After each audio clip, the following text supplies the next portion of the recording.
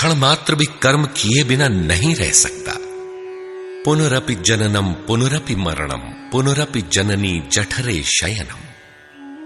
जन्म जन्मांतरों से करते ही तो बीत रहा है, यही कुरुक्षेत्र है।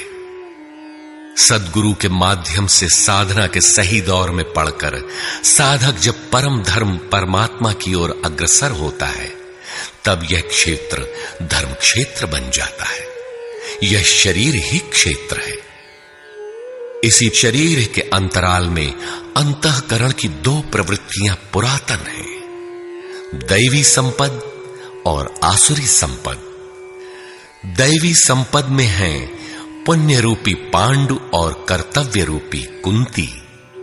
पुण्य जागृत होने से पहले मनुष्य जो कुछ भी कर्तव्य समझकर करता है, अपनी समझ से वह कर्तव्य ही करता है, किंतु उससे कर्तव्य होता नहीं, क्योंकि पुण्य के बिना कर्तव्य को समझा ही नहीं जा सकता। कुंती ने पांडु से संबंध होने से पूर्व जो कुछ भी अर्जित किया वह था कर्ण। आजीवन कुंती के पुत्रों से लड़ता रह गया। पांडवों का दुर्धर्ष शत्रु यदि कोई था तो वह था कर्ण। विजातीय कर्म ही कर्ण है, जो बंधनकारी है, जिससे परंपरागत रूढ़ियों का चित्रण होता है। पूजा पद्धतियां पिंड नहीं छोड़ती। पुण्य जागृत होने पर धर्म रूपी युधिष्ठिर, अनुराग रूपी अर्जुन, भाव रूपी भीम, नियम रूपी नकुल, सत्संग रूपी सहदेव, सात्विकता रूपी सात्यकी, काया में सामर्थ्य रूपी काशीराज, कर्तव्य के द्वारा भव पर विजय कुंती भोज इत्यादि इष्टोन्मुखी मानसिक प्रवृत्तियों का उत्कर्ष होता है, जिनकी गणना 7 अक्षौहिणी है। अक्ष दृष्टि को कहते हैं।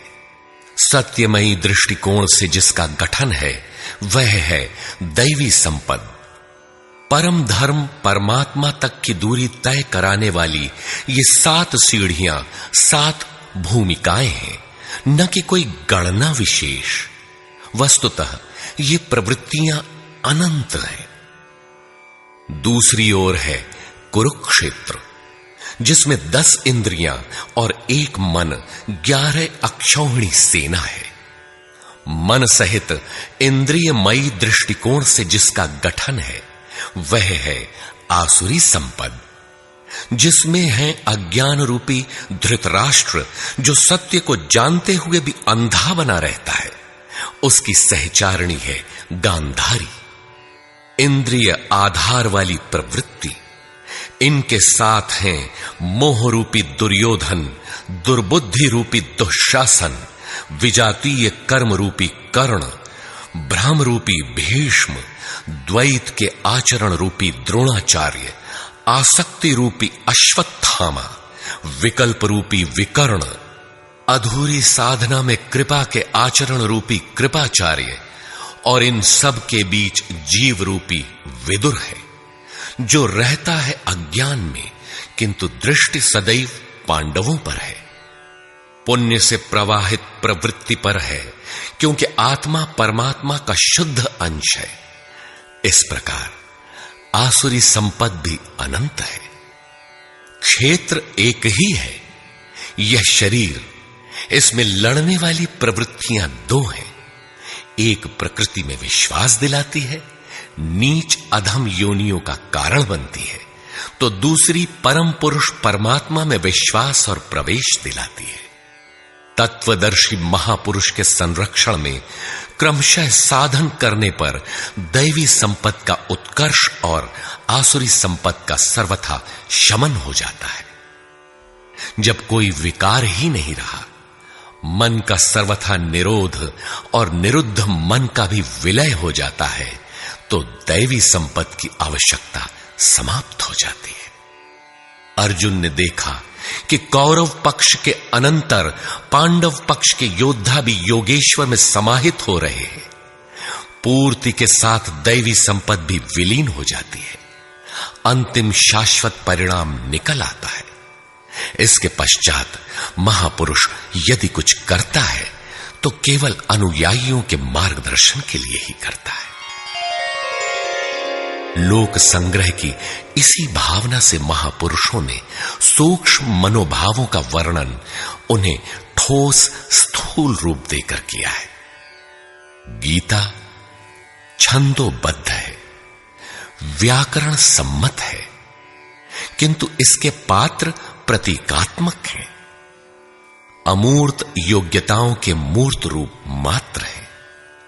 गीता के आरंभ में 30-40 पात्रों का नाम लिया गया है, जिनमें आधे सजातीय हैं, आधे विजातीय। कुछ पांडव पक्ष के हैं, कुछ कौरव पक्ष के। विश्व रूप दर्शन के समय इनमें से 4-6 नाम पुनः आए हैं, अन्यथा संपूर्ण गीता में इन नामों की चर्चा तक नहीं है।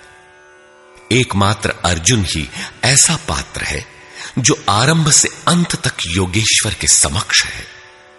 वह अर्जुन भी केवल योग्यता का प्रतीक है, न कि व्यक्ति विशेष। गीता के आरंभ में अर्जुन सनातन कुल धर्म के लिए विकल है, किंतु योगेश्वर श्री कृष्ण ने इसे अज्ञान बताया और निर्देश दिया कि आत्मा ही सनातन है, शरीर नाशवान है, इसलिए युद्ध कर। इस आदेश से यह स्पष्ट नहीं होता कि अर्जुन कौरवों को ही मारे। पांडव पक्ष के भी शरीरधारी ही तो थे, दोनों ओर संबंधी ही तो थे। संस्कारों पर आधारित शरीर क्या तलवार से काटने पर समाप्त हो सकेगा? जब शरीर नाशवान है, जिसका अस्तित्व है ही नहीं, तो अर्जुन कौन था? श्री कृष्ण किसकी रक्षा में खड़े थे? क्या किसी शरीरधारी की रक्षा में खड़े थे? श्री कृष्ण ने कहा, जो शरीर के लिए परिश्रम करता है वह पापायु मूढ़ बुद्धि पुरुष व्यर्थ ही जीता है। यदि श्री कृष्ण किसी शरीरधारी की रक्षा में खड़े हैं, तब तो वे भी मूढ़ बुद्धि हैं, व्यर्थ ही जीने वाले हैं। वस्तुतः अनुराग ही अर्जुन है। अनुरागी के लिए महापुरुष सदैव खड़े हैं।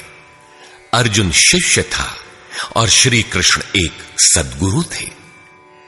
विनयावनत होकर उसने कहा, धर्म के मार्ग में मोहित चित्त मैं आपसे पूछता हूं, जो श्रेय अर्थात परम कल्याणकारी हो वह उपदेश मेरे प्रति कहिए।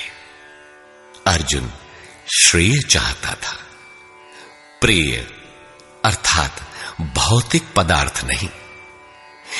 केवल कहिए ही नहीं, साधिए, संभालिए। मैं आपका शिष्य हूं, आपकी शरण में हूं। इसी प्रकार गीता में स्थान स्थान पर स्पष्ट है कि अर्जुन आर्त अधिकारी है और योगेश्वर श्री कृष्ण एक सद्गुरु हैं। वे सद्गुरु अनुरागी के साथ सदैव रहते हैं, उनका मार्गदर्शन करते हैं। जब भावुकतावश कोई व्यक्ति पूज्य महाराज जी के पास रहने का आग्रह करने लगता है, तब वे कहा करते थे, जाओ, शरीर से कहीं रहो, मन से मेरे पास आते रहो।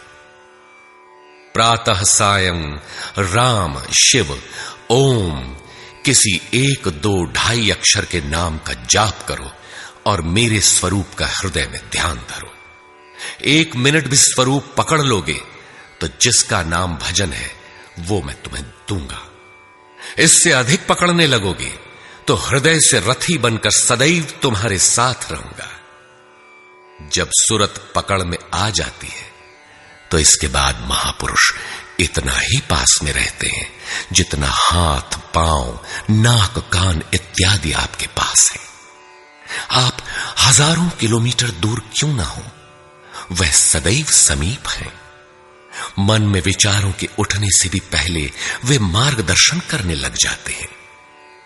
अनुरागी के हृदय में वह महापुरुष सदैव आत्मा से अभिन्न होकर जागृत रहते हैं। अर्जुन अनुराग का प्रतीक है। गीता के 11वें अध्याय में योगेश्वर श्री कृष्ण का ऐश्वर्य देखने पर अर्जुन अपनी क्षुद्र त्रुटियों के लिए क्षमा याचना करने लगा।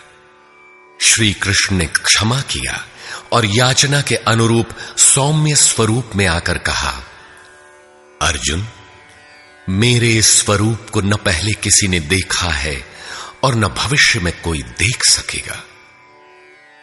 तब तो गीता हम लोगों के लिए व्यर्थ है, क्योंकि उस दर्शन की योग्यताएं अर्जुन तक सीमित रह गईं। जबकि उसी समय संजय देख रहा था, पहले भी उन्होंने कहा, बहुत से योगी जन ज्ञान रूपी तप से पवित्र होकर मेरे साक्षात स्वरूप को प्राप्त कर चुके हैं। अंततः वे महापुरुष कहना क्या चाहते हैं? वस्तुतः अनुराग ही अर्जुन है, जो आपके हृदय की भावना विशेष है। अनुराग विहीन पुरुष न कभी पूर्व में देख सका है और न ही अनुराग विहीन पुरुष भविष्य में कभी देख सकेगा। मिले ही न रघुपति बिनु अनुरागा, किए जोग तब ज्ञान बिरागा। अतः अर्जुन एक प्रतीक है। यदि प्रतीक नहीं है तो गीता का पीछा छोड़ दें। गीता आपके लिए नहीं है, क्योंकि उस दर्शन की योग्यता अर्जुन तक ही सीमित रह गई। अध्याय के अंत में योगेश्वर निर्णय देते हैं, अर्जुन, अनन्य भक्ति और श्रद्धा द्वारा मैं इस प्रकार प्रत्यक्ष देखने के लिए, अर्थात जैसा तूने देखा, तत्व से स्पष्ट जानने के लिए और प्रवेश करने के लिए भी सुलभ हूं।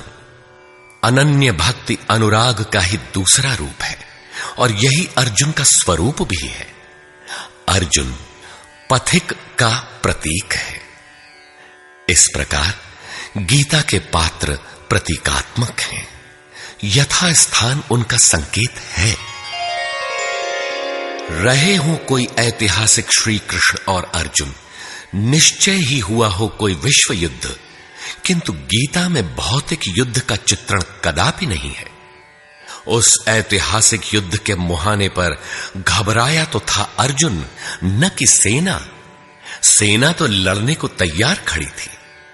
क्या गीता का उपदेश देकर श्री कृष्ण ने सव्यसाची अर्जुन को सेना की योग्यता का बनाया? वस्तुतः साधन लिखने में नहीं आता, सब कुछ पढ़ लेने के बाद भी चलना शेष ही रहता है। यही प्रेरणा यथार्थ गीता है।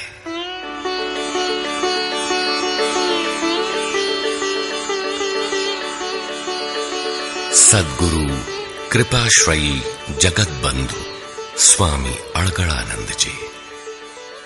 श्री गुरु पूर्णिमा 24 जुलाई 1983 ईस्वी।